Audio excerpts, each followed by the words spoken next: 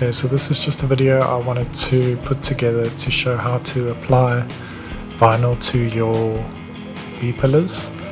It's a kit that I sell for the City Golf Mk1, and I just wanted to put something together that shows the process from start to finish, because I get a lot of questions from guys on what to do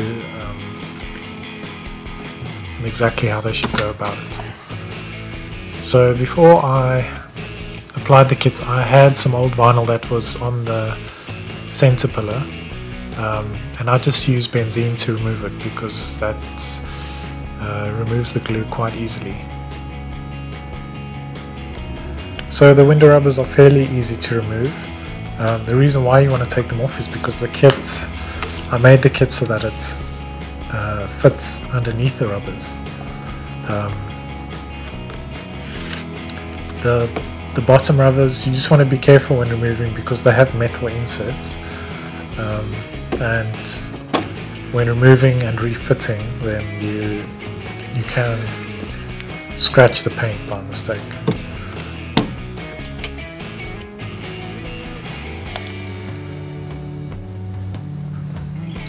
So here I'm just cleaning everything nicely, making sure all the grooves are nice and clean.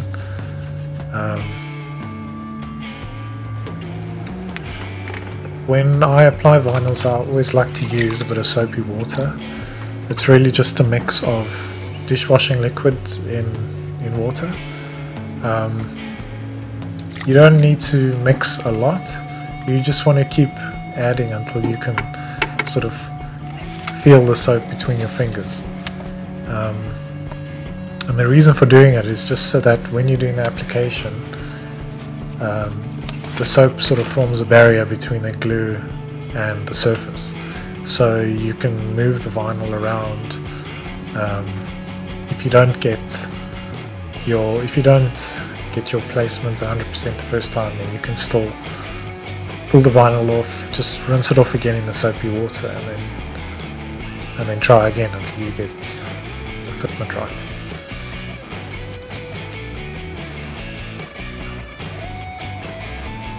What's also nice about using the water is, the soapy water is, it's a lot easier to press out any bubbles that form.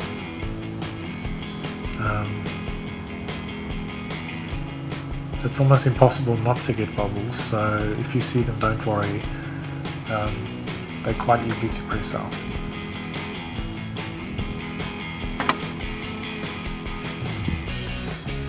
Also, when wiping down like this, I'd recommend that you just hold down a section of the vinyl as you're doing it, because if it's still quite wet underneath, the vinyl has a tendency to slip.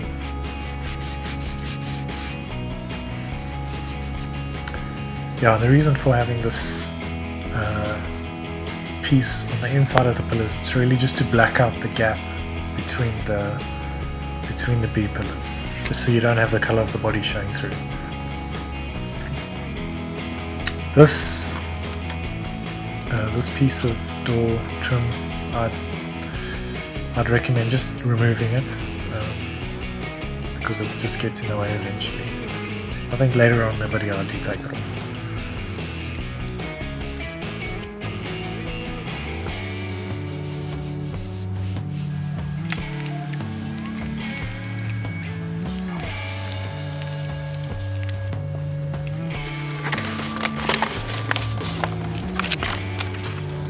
Okay, so those are the two pieces that go on the pillars.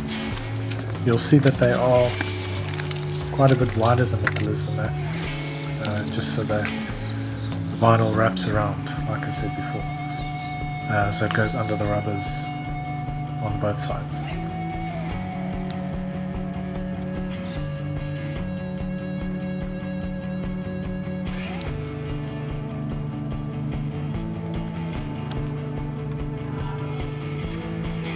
Also, when you're doing this placement, you just want to make sure that the bottom line lines up nicely with the crease in the door.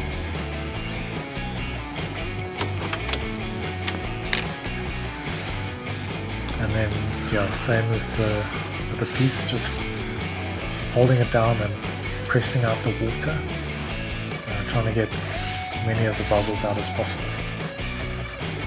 You want to make sure that this surface is stuck on well, so that when you're working on the other sides that you don't have anything moving around. Yeah, this vinyl doesn't curve very easily. This vinyl doesn't take to curves very easily unless you heat it up. I'm using a heat gun here, but it's set at its lowest setting. You can use a hairdryer if you want, that'll work just fine. When you heat the vinyl up, it becomes very soft, and that's what allows you to press it down over the curves.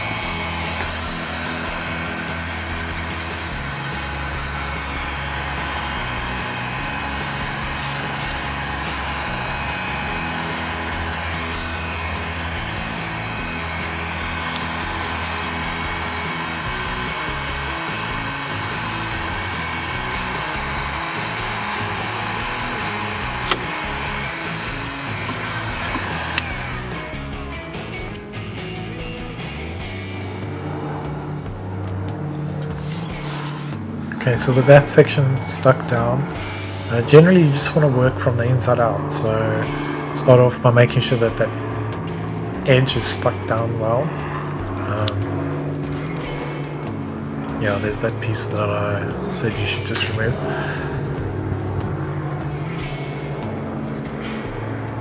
And then you can work your way down and just flattening off that edge.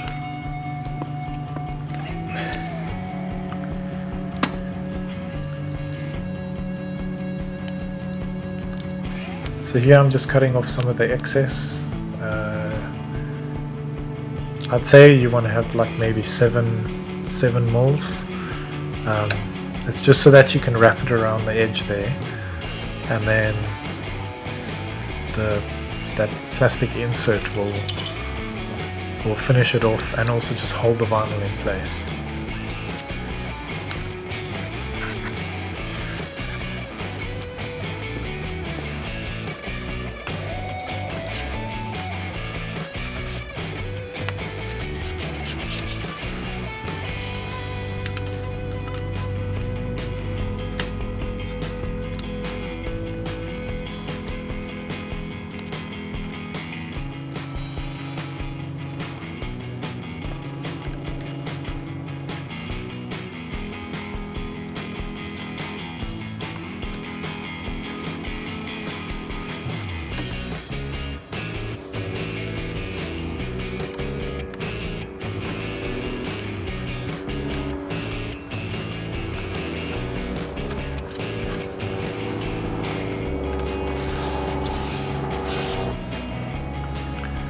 Okay, so I got 2 small bubbles there that I need to take out.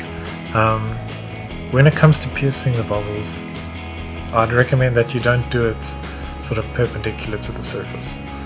That you try and do it at an angle like I'm doing here. And the reason for that is when you try and pierce the vinyl, you have to press quite hard, and when you're doing it straight on, there's a chance that you could damage the paint. I've had it in the past where I pierced the vinyl when I was doing my tailgate, and I landed up damaging the paint, and a few months later I had some rust spots showing up. So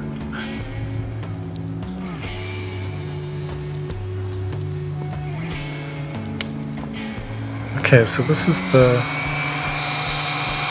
sort of the trickiest part of the application, and that's getting the vinyl to stick to this curve here. It's the same as before, just sort of working from the inside out. So first getting that edge stuck down really well.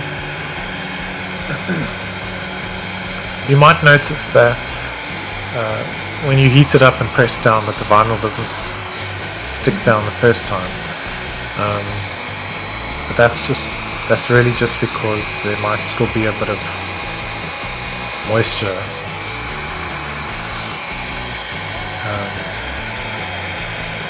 So if you just keep pressing it down, heating it up, eventually you'll press all the water out and it'll stick down.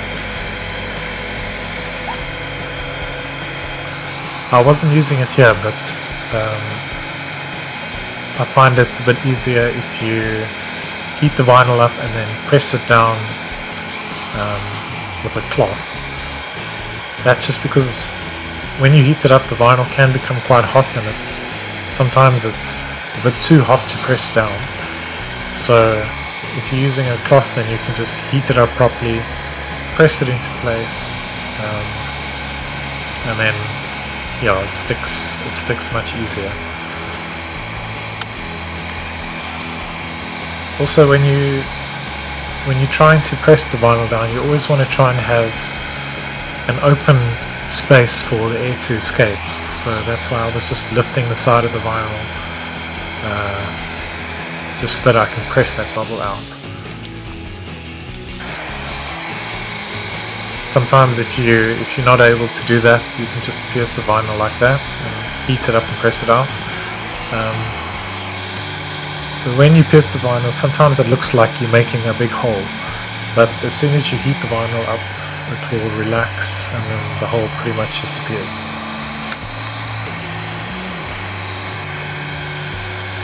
Also here I'm kind of working the wrong way around. You should probably start at the top of the pillar and then work your way down. That way you just sort of continuously pressing the water down and not fighting against it working up. And then same as the other side, just cutting off the excess so that it can be folded over.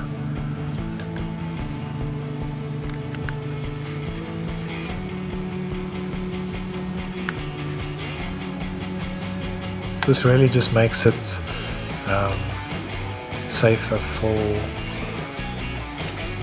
when you press the window rubbers back on. Folding the vinyl over just stops the rubbers from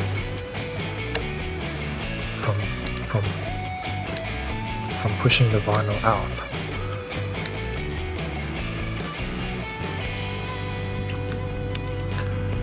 Yeah, and I like to just for this part I like to just make small cuts in the vinyl so that it's easier to fold over, especially in the corners.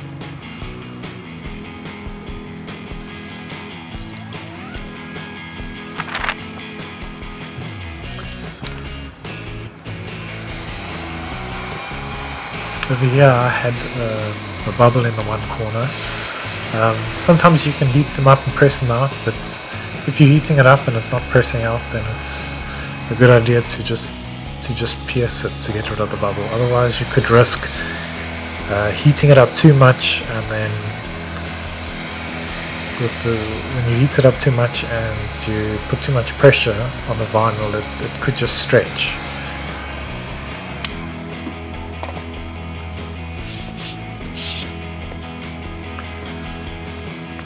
Okay, so that's one side done. Yeah, again, just be careful when putting the bottom rubber back in that the metal in the corner doesn't cut into the vinyl.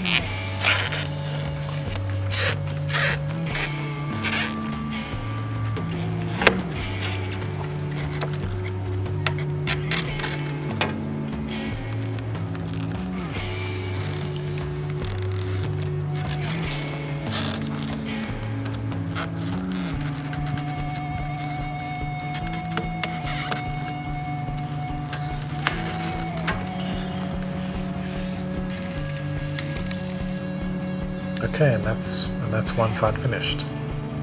So you can see everything's nice and flat, and the vinyl's tucked under the rubbers, just so it looks nice and neat. No bubbles. Okay, so the other side is pretty much exactly the same as first pillar.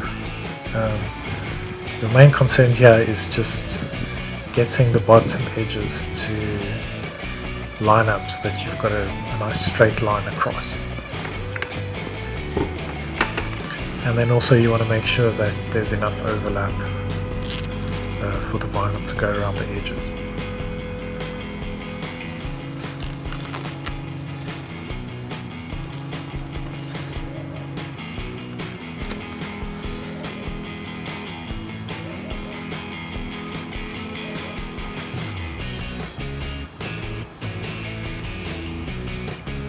Yeah, I don't recommend trying that. I don't know why I thought that would work.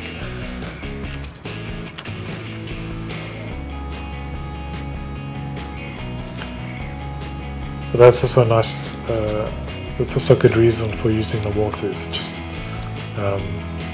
just makes things a lot easier if you do make a mistake.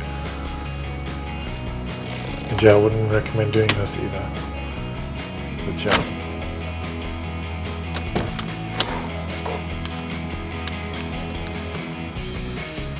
Yeah, if you've got both sides lined up, you shouldn't have to worry about.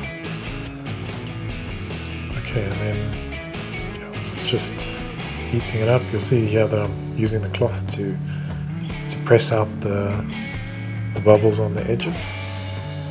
I don't think I finished off the one side, but it's pretty much the same as I did before.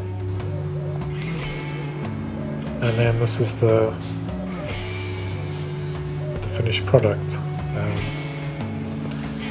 I would say this job takes about an hour to do.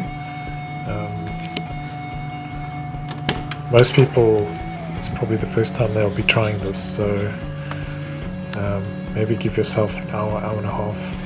I'll also supply an offcut of vinyl, so whoever's trying this for the first time can experiment with that before sort of going ahead with the job.